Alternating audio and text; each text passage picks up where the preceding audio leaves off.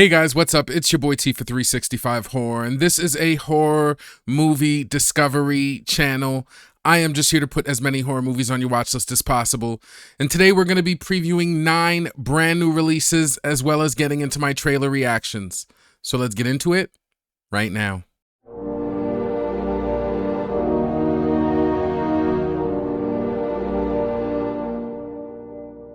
Now we are going to get into the video, but before we do, I've got to remind you guys to please like and subscribe if you like this content.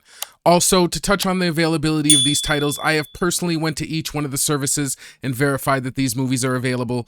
And if you are having trouble seeing them, there is probably one of 2 reasons. One, you might be region locked. And the other reason is if you are using any of the alternative media sites or any of the free stuff, some of these movies just came out yesterday, so they really won't show up on those sites for a couple days. I've also took the liberty of front loading this video with all of the free or service movies.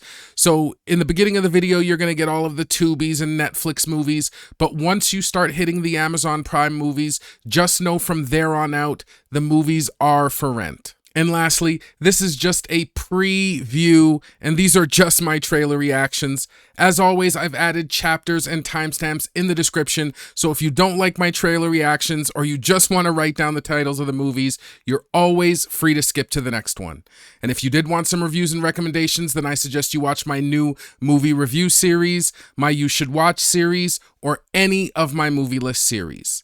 This here is just a little something for the diehards like me that are always looking for something new to watch.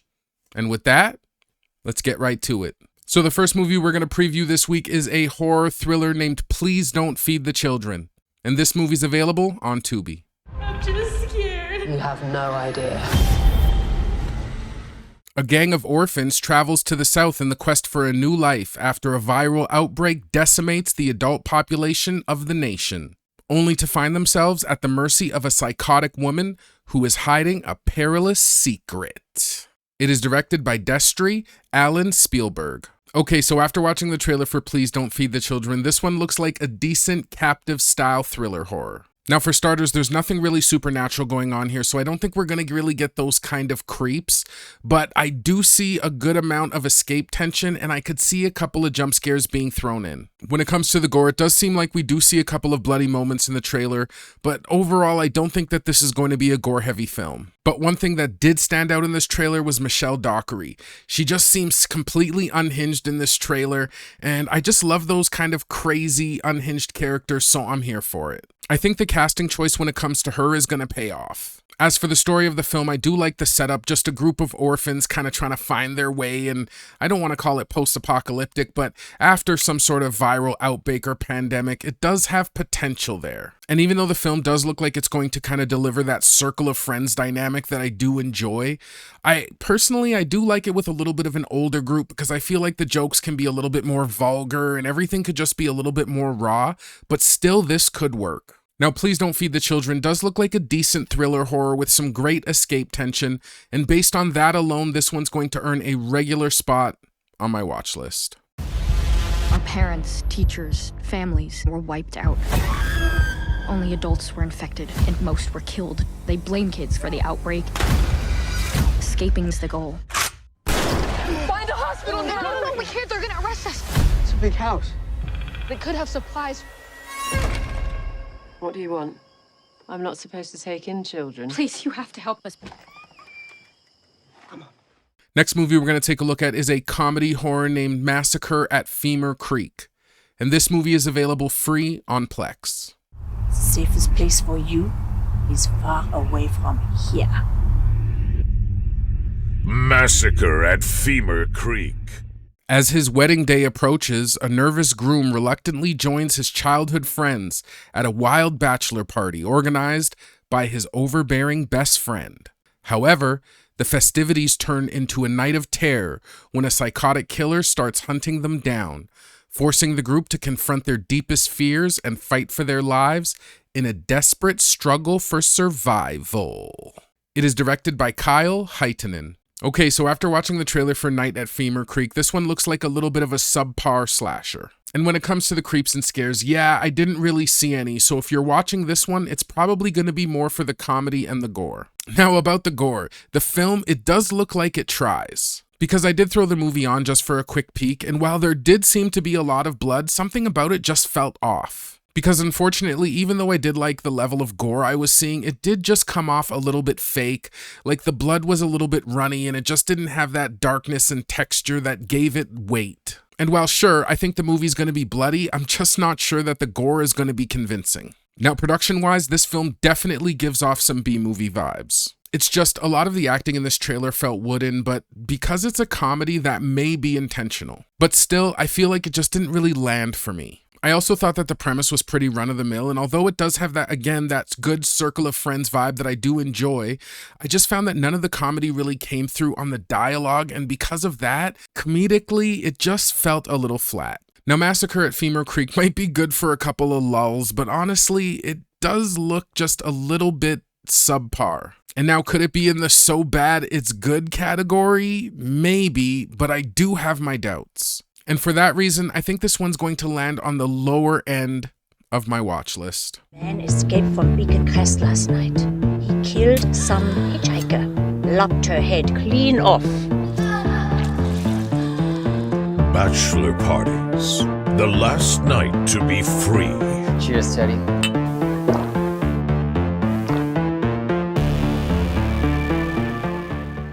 Next movie we're going to preview is a straight horror named Heart Willie.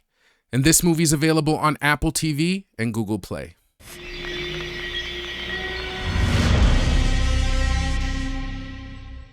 In this horrific origin story of the most beloved cartoon character of modern times, an obsessed fan of Steamboat Willie leads her friends into a deadly mousetrap where pure evil seeks to harvest their skin. It is directed by Alejandro G. Alegre. Okay, so after watching the trailer for Heart Willie, this one looks like a middle-of-the-road classic-style slasher. And like most modern slashers, I don't think that this movie's going to be necessarily big on the creeps, but I'm sure we're going to get some jump scares and escape tension thrown in. Now, one thing I did like was just how brutal and kind of demented the Steamboat Willie slasher looked. It's just like the awkward fit on his mask and how he would stand there like all statuesque at times.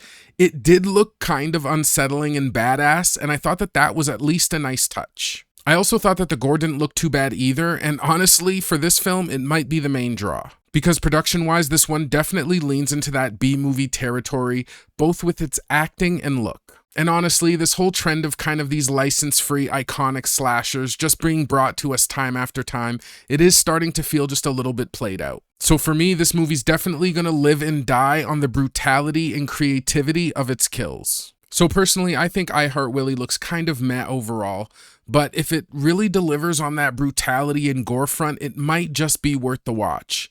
So I think this one's going to get a regular to a little bit of a lower spot on my watch list. Rule number 1, always follow the best story. And The Haunting of Steamboat Willie is by far the best story, yeah? I mean, if something really evil is actually there, then, I don't know, maybe we shouldn't disturb it.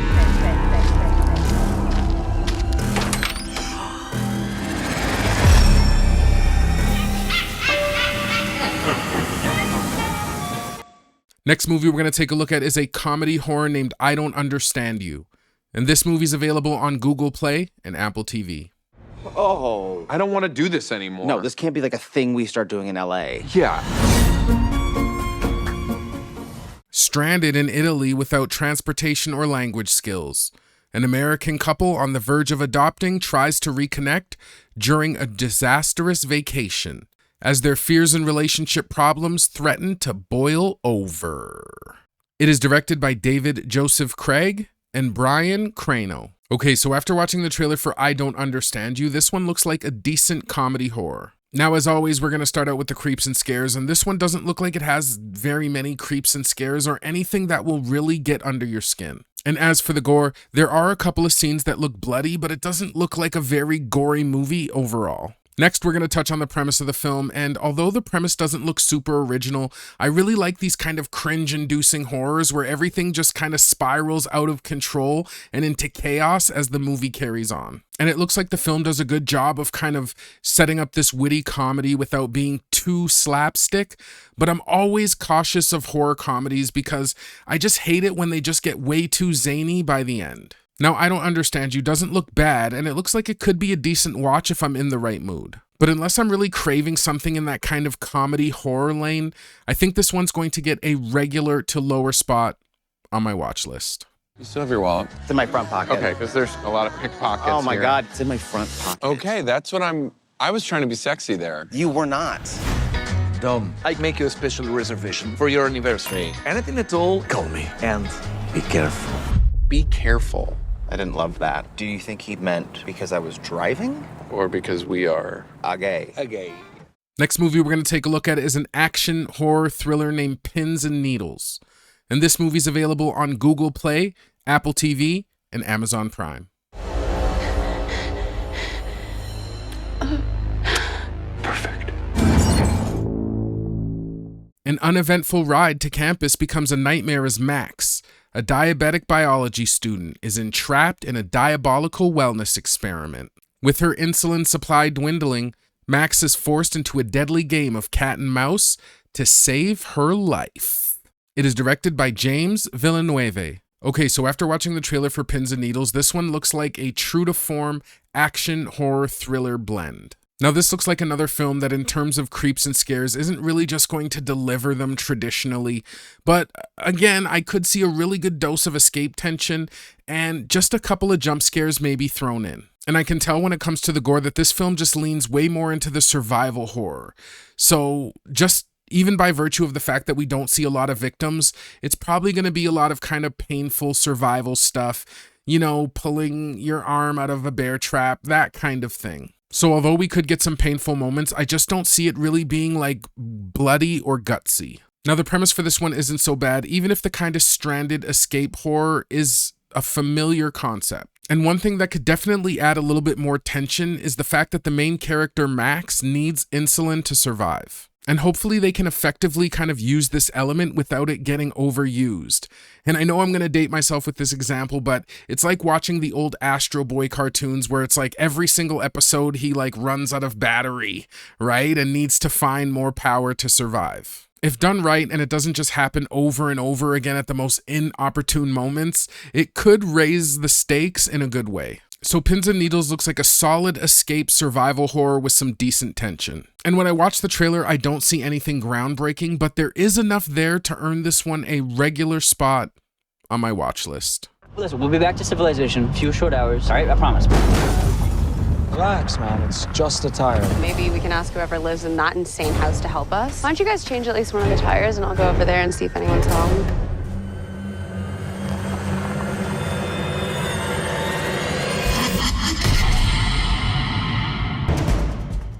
Next movie we're going to preview is a comedy horror named Found Footage, The Making of the Patterson Project. And this movie's available on Apple TV and Google Play. When it's not the fruit you wanted. A crew of documentarians chronicle an amateur filmmaker's quest to make the world's greatest found footage horror film. It is directed by Max Tizanes. Okay, so after watching the trailer for Found Footage, The Making of the Patterson Project, this one looks like a solid entry into the found footage genre. And when it comes to the creeps and scares in this film, I think that this one has some real potential, because I find that a dark forest setting is perfect for this kind of classic style of found footage. It's just the type of setting that can give you like some good creeps, really eerie vibes, and definitely some good jump scares thrown in. And I'm expecting a good dose of jump scares for sure. Now, there's not that much gore in the trailer, so I think this film's going to lean more on building kind of an eerie atmosphere rather than bloody moments, and if executed well, I think that's fine. And honestly, I feel like it has a good premise too, because I don't know, just watching some of this Bigfoot stuff, it has a real nostalgic feel for me. Because when I was a kid, and I think they actually show a lot of the footage in the film, or the way that the guy's walking is very reminiscent of this very old piece of Bigfoot footage. And I used to watch it on those kind of old unsolved mystery type shows, and it always scared me as a kid. There was always something unsettling with just how the Bigfoot walked and kind of looked at the camera and moved. I also like the fact that they're going to put like a comedy kind of element into it. I find that a lot of these found footages, they have a lot of slower moments, especially in the character development phase. So injecting a little bit of comedy into that could kind of make those moments a little more bearable. Now, found footage, the making of the Patterson project, looks like a fun ride for fans of the genre. And while the film might not exactly reinvent the wheel, I'm expecting some good tension and just some good creepy, eerie vibes. So I think as a found footage lover, this one's going to earn a regular spot on my watch list.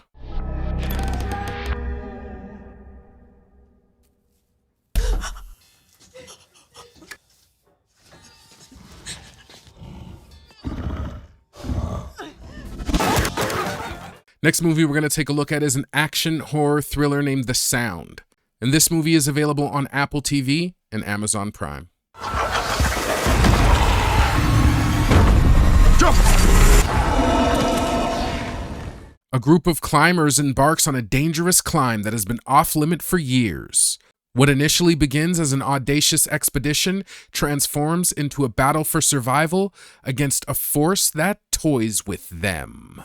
It is directed by Brendan Devane. Okay, after watching the trailer for The Sound, this one looks like a decent action horror with kind of an interesting angle. Now, when we talk about creeps and scares, again, I don't think that we're going to get them in a traditional sense, but the survival tension looks solid, especially when we look at this kind of really dangerous mountain climbing environment. And even though they don't really show a ton of it, I just think the way that the sound kind of affects the characters themselves, we could get some creepy moments. Now, when it comes to the gore in the trailer, we just don't see a lot, so I really don't think that this is going to be a bloody film. It seems more focused on psychological horror and physical danger, rather than kind of an outright horror violence. Now, when it comes to the production of this film, it is a step above B-movie, but I did notice a little bit of green screen work that was just really apparent, especially in the mountain climbing scenes. And although it wasn't terrible, you could definitely tell that the film wasn't shot on location. And so that really kind of pulls me out into this like dangerous kind of high-flying atmosphere that I feel like the film was trying to create. Now, story-wise, this is where the film really caught my attention, because I'm really into kind of gritty climbing films, especially the ones with like a ton of inherent danger, even ones that aren't exactly horror films like K2 or Into the Void, which I would totally suggest. I mean, those aren't horror suggestions, but those are just really good, tense climbing films. So I really like what the film is kind of setting up here. Like, I feel like it's doing a good job of kind of tapping into that kind of intense vibe.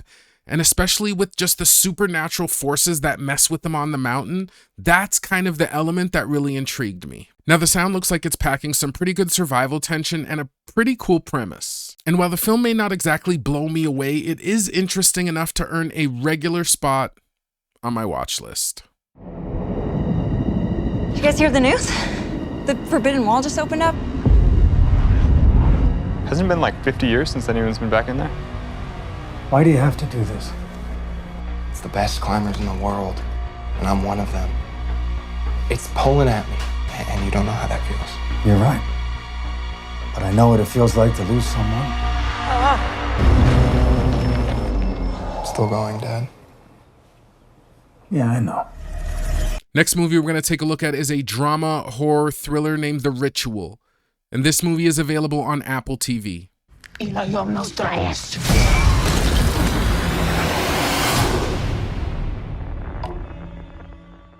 Two priests, one in crisis with his faith and the other confronting a turbulent past, must overcome their differences to perform a risky exorcism.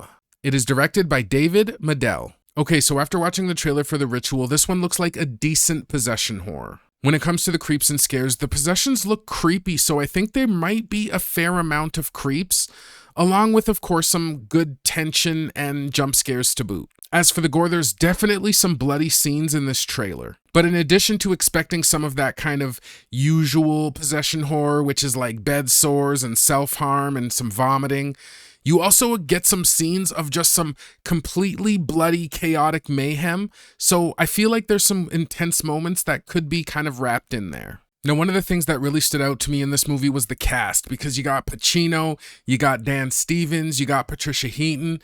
So I'm hoping like good performances from them could elevate this material. And then when it comes to the premise itself, it's something that I'm always down for, because it's supposed to be like an Exorcist retelling, and personally, I feel like when, especially in possession movies, I feel like The Exorcist, the first part, is just one of my goated classics. So I'm always interested to see new takes on that story. Now, that being said, there was something about this trailer that just made it feel a little bit flat. Because as much as I do love exorcism and possession films, I just find that they're really tough to innovate, especially if you're trying to stick to anything like historical or traditional. And that's because after watching the trailer, I found that the film just had all of the usual tropes. You had the self-harm, you've got levitation, you've got speaking in tongues. It really just was the whole checklist. And although I'm sure that the film is going to hit all the beats, the real question is can they bring anything fresh to the table? So The Ritual does look like an entertaining watch with a solid cast and some really good horror elements, but unfortunately just nothing groundbreaking.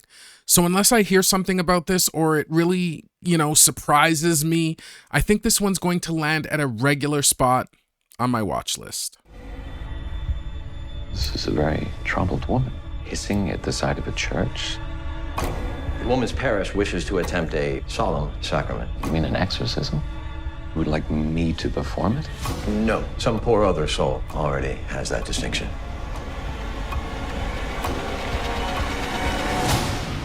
We are the Lord's army in this battle. All right, guys, last movie to preview this week is a straight horror named Spirit Springs. And this movie is available on Amazon Prime.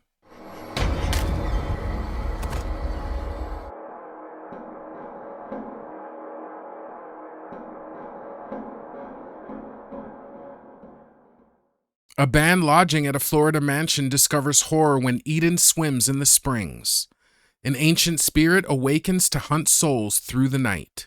Something lurks beneath the water.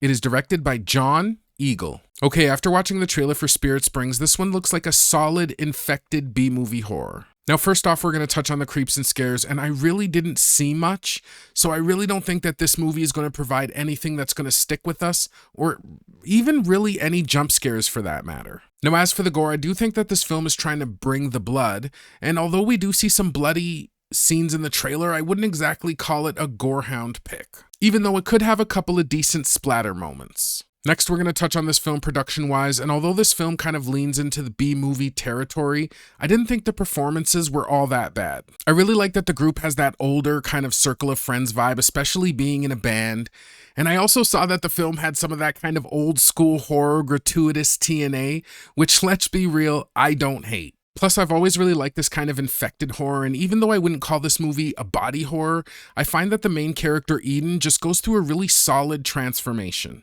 Like, it wasn't like her body morphed or she wasn't like grotesque or anything. She just looked kind of different enough and deadpan in the eyes that I felt like we were definitely looking at a character that was possessed. I also like the premise of the film where you got this band who kind of gets a gig in the middle of nowhere and then they become trapped and stranded and weird things happen. And although it's tropey, I do think it works. Because as somebody who has been in a band or a group before, we really would have taken any opportunity to kind of do a show, especially if we were like the headliners or a free music video opportunity or anything like that. So I definitely really do connect with that angle. Now, Spirit Springs looks all right, but it really could either go either way. It could really be something that like draws me in as the transformations and infection happens, or it could be something that's totally cheesy that I end up turning off. Either way, I think I'm going to give it a shot, and this one's going to get a regular to a little bit of a lower spot on my watch list. It says these waters are inhabited by spirits. You don't really believe that, do you?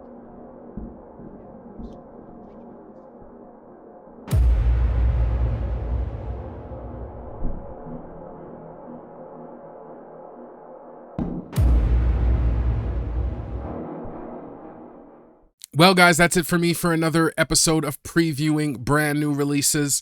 I hope you enjoyed this content, and if you did find a couple of gems for your watch list, please leave me a like and subscribe. Now, if I had to make a couple of picks this week, the first pick I'm going to make, even though it felt a little bit off in its presentation, and that is going to be The Ritual. Pacino looks a little bit old, and there's nothing wrong with old. Like, look at this hairline. There's nothing wrong with old.